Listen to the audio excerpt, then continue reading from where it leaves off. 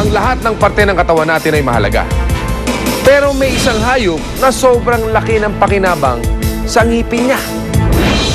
Pakinggan natin ang ulat ng Amazing Story number 4. Weddle Report!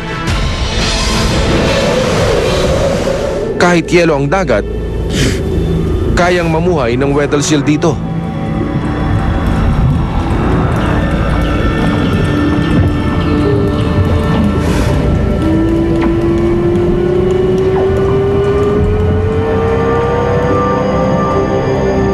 Kapag nasa ilalim ng tubig, protektado sila sa bagyo.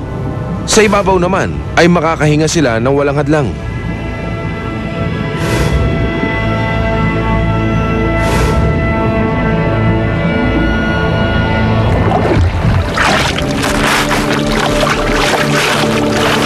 Pinanatili nilang butas ang kanilang breathing hole sa pamamagitan ng kanilang ngipin.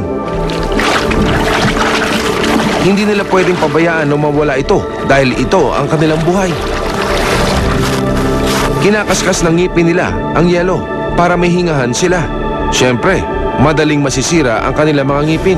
At kapag nangyari ito, hindi sila makakapag-hunting at hindi rin sila makakakain.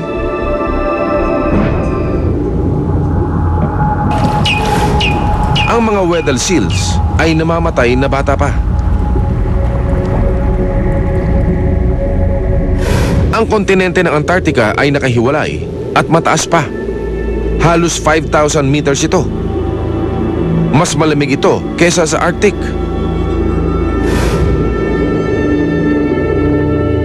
Kapag winter, nadodoble ang laki niya kasi nagyayelo ang dagat.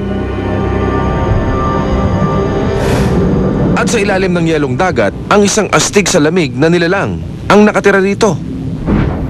Ang krill.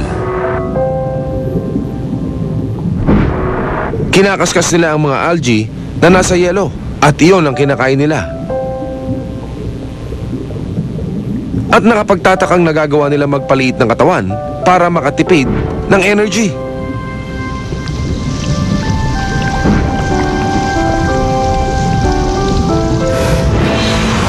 Mga hayop na naglalagi sa bunganga ng bulkan, ispatan sa pagbabalik ng Tom's Amazing Story.